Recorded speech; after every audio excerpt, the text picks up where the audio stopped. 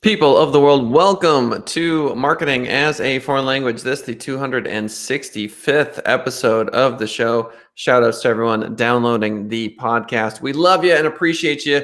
AI revolution bigger than the invention of fire is a quote from Google CEO Sundar Pichai. We're going to be diving into that today. We're also going to be talking about Google demonstrating a vital step towards large-scale quantum computers. What does that mean for the future of the universe? Google Hangouts app is going away. We'll quickly cover that. And exclusive Twitter sees jump in government demands to remove content from journalists. But more than anything else, I want to take today to talk about artificial intelligence and what it means for our lives. Speaking of lives, the show is live every 10:30 a.m. Pacific Standard Time. Why don't you swing by youtube.com/senditrising. This from gizmodo.com.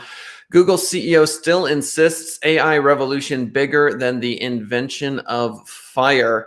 Pichai suggests the internet and electricity are also small potatoes compared to AI.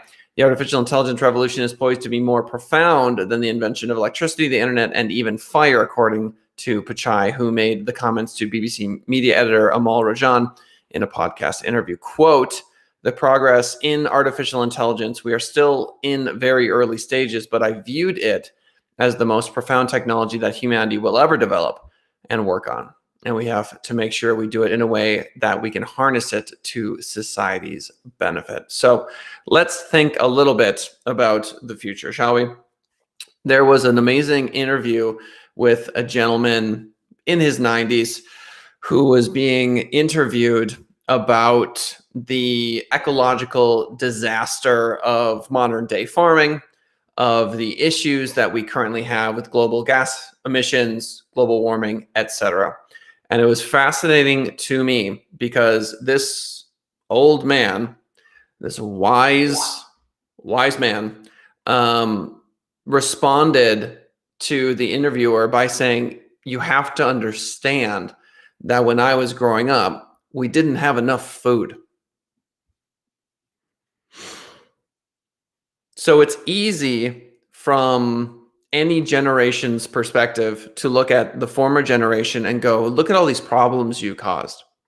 Look at this dumpster fire that you've left us with.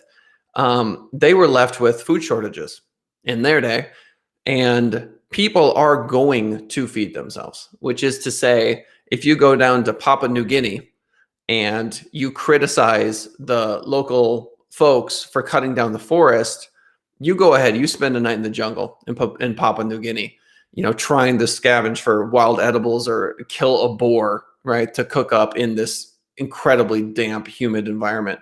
You won't want to spend more than 3 hours with the insects covered head to toe on your body.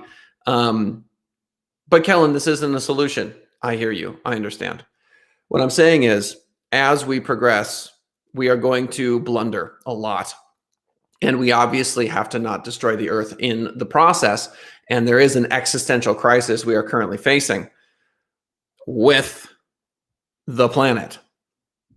That being said, AI is going to solve a lot of these problems, because when we are 90, God willing, we'll be able to have the interview with that 22-year-old kid who's saying, why didn't you understand that people would have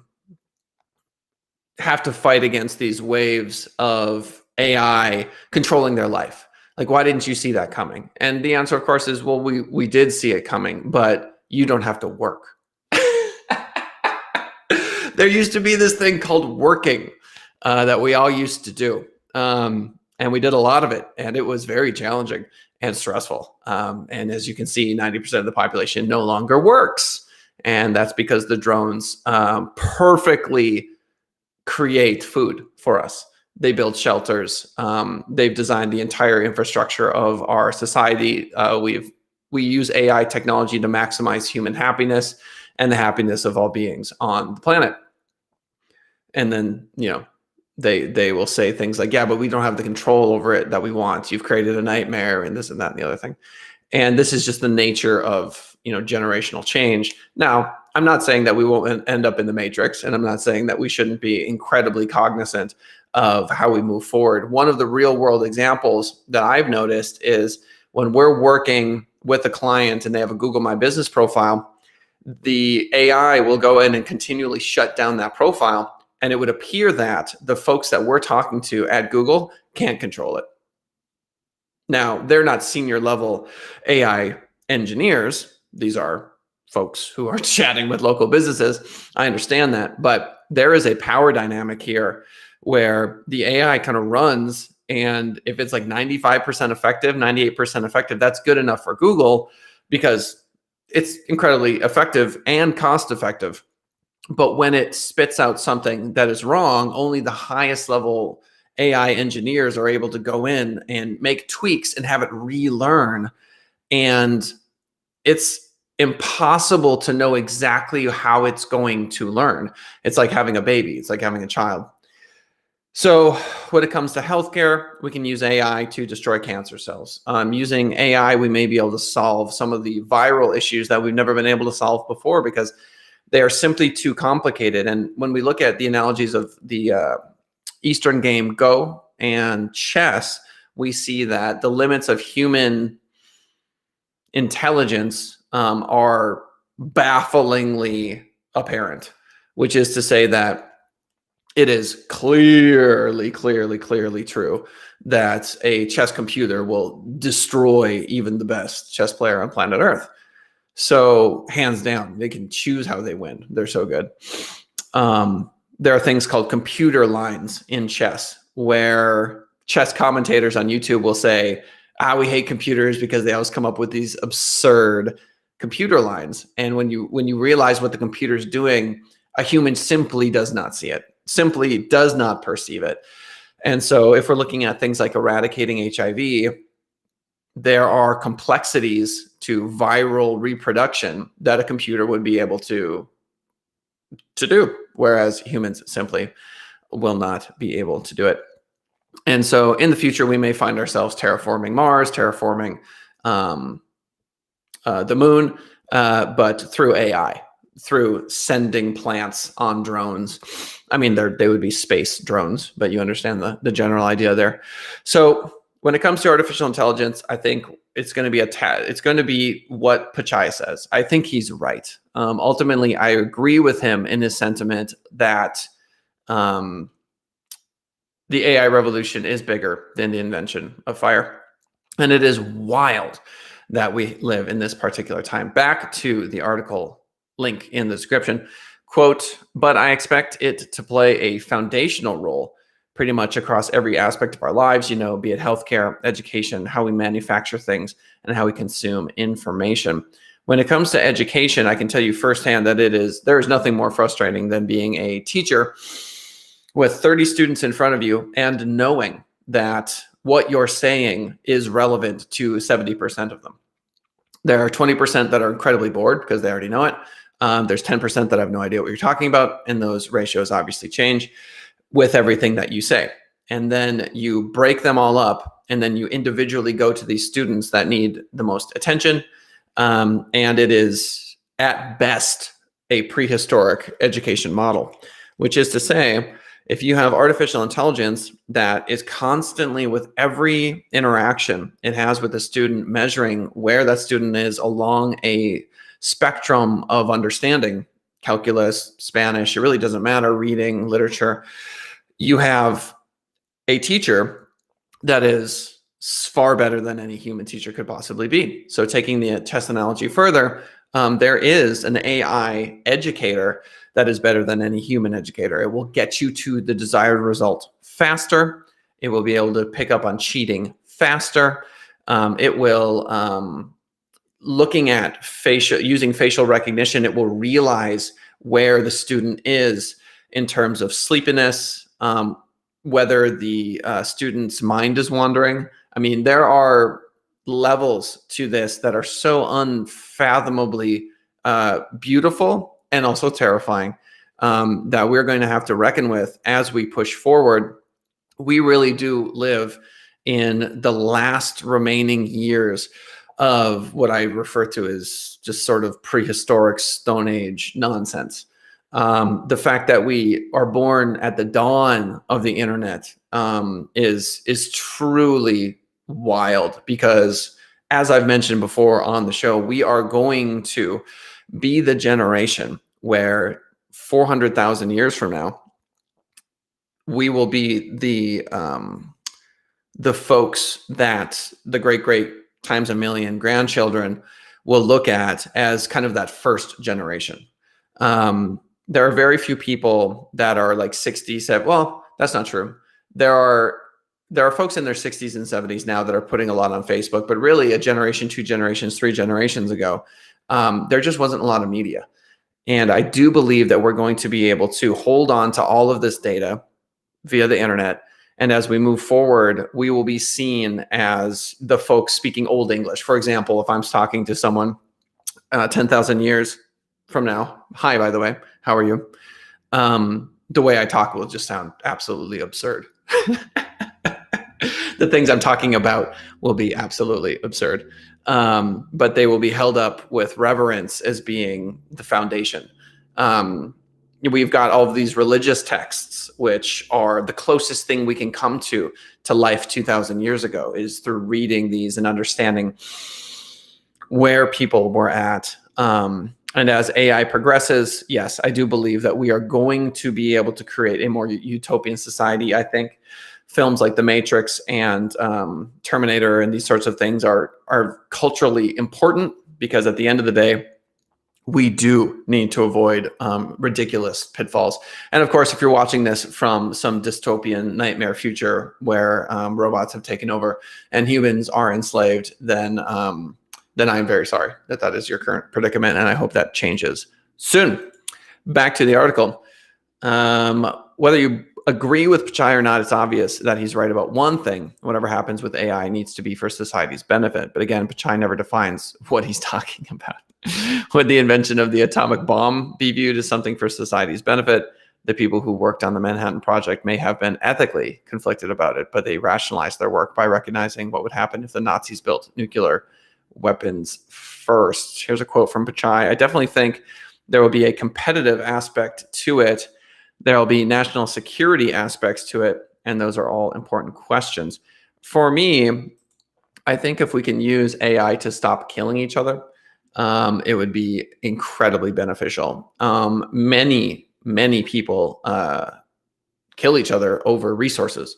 At the end of the day, if we are able to, using AI technology and drones, revolutionize farming, which we've already done, and we do it in a way that's ecologically responsible. So imagine, for example, a planet where we've got drones in fields that are planting flowers in certain areas so that the bee population is maintained at XYZ levels, where we find an AI homeostasis on the planet that works for everyone. We monitor the temperature of the planet. We're monitoring the effects of everything that humans are doing. We have it within us to create a society where education is truly scaffolded, which is to say, excuse me, going in to any subject matter, we're able to have it customized from start to finish. It's really exciting stuff at the end of the day. And my hope is that my particular discipline is completely, becomes completely meaningless, which is to say, or you just do it for fun. So right now, the system is based on whoever can get to the top of Google, whoever can get in front of people to say that they're the best at providing XYZ service. If we get AI right, the vast majority of the services that folks are going to want will be completed by the AI and robots. Quote, nothing is a given. We have to get there, but I do think the world becomes more prosperous when there's economic growth. Everyone wants the same thing at the end. So we shall see. So speaking of AI, we've got an article here from newscientist.com. Google demonstrates vital step towards large-scale quantum computers. But before we dive into that, what do you think? Swing on by youtube.com/SendItRising. Leave a comment in this video. I'd love to hear your thoughts about it. It being whether AI is going to kill us all, or if it's going to get us closer to a more utopian vision. Google has shown that its Sycamore quantum computer can detect and fix computational errors, an essential step for large-scale quantum computing, but its current system generates more errors than it solves. Error correction is a standard feature for ordinary or classical computers, which store data using bits with two possible states, 0 and 1, transmitting data with extra, quote, parity bits that warn if a 0 has flipped to a 1 or vice versa, means such errors can be found and fixed. However, according to the article from newscientist.com, in quantum computing, the problem is far more complex, as each quantum bit or qubit exists in a mixed state of 0 and 1. It is Schrodinger's qubit. So is it a 0? Is it a 1? We don't know. Any attempt to measure them directly destroys the data. Oh, this reminds me of the double slit experiment. For those of you unfamiliar, YouTube it. Basically, once we observe light particles, they go from acting like a particle or a billiard ball to a wave. And a wave can be understood as infinite potentialities. And so when they're observed, they snap into this particle behavior.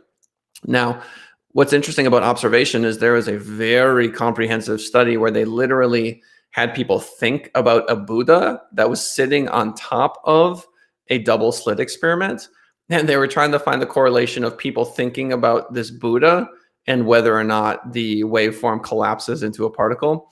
And there was some correlation, which is the strangest spiritual / scientific correlation that I think I could possibly come up with, because there is nothing more scientific than the double slit experiment in quantum mechanics. It is very rigorous and testable. And then, of course, you have people thinking about a plastic Buddha sitting on top of this double slit experiment halfway across the world, and there appears to be some sort of effect it can have, which is crazy. And there's a YouTube video with a bunch of PhDs talking about it. And if they weren't credentialed, I would go, pseudoscience, whatever. But it was one of those very boring lectures with very boring PowerPoints to understand exactly what they did and for how long they did it. But truly fascinating, the results from that. So in quantum computing, yes, we've got this 0-1 mixed state. So one long-standing theoretical solution, back to the article, to this has been to cluster many physical qubits into a single logical qubit. Although such logical qubits have been created previously, they hadn't been used for error correction. So basically, we have an issue here that makes it difficult to create practical and reliable quantum computers. So Julian Kelly at Google AI is quoted as saying, "This is basically our first half step along the path to demonstrate that a viable way of getting to really large-scale error-tolerant computers is here, basically." So we're not there yet. Quantum computing could revolutionize AI in a profound way. We could get to perfect farming, for example, like I mentioned earlier, more perfect education, tackling HIV and AIDS, tackling viral infections that people have, that because our ability to fight viruses right now is it is an absolute dumpster fire of garbage. We are not good at it. We are much better at it than we were. Yes, I understand. And this is no criticism of the people that are fighting those particular battles, but we have many incurable viruses is the point that I'm making. And AI and quantum computers could play a vital role in solving those things. You know what? I think that's going to be it for today. I think we covered a good amount of AI. I appreciate y'all swinging by the show. The 265th episode of Marketing as a Foreign Language, 10:30 a.m. Pacific Standard Time, youtube.com/Send It Rising. Why Send It Rising and not Marketing as a Foreign Language? Well, I happen to own Send It Rising. If you are a longtime listener, you already know that we build websites, do SEO, pay-per-click, etc. We usually have guests on the show, but every now and then I do like to do an episode where we just do a deep dive. This one, obviously, AI revolution. Appreciate you all listening, and we'll see y'all later.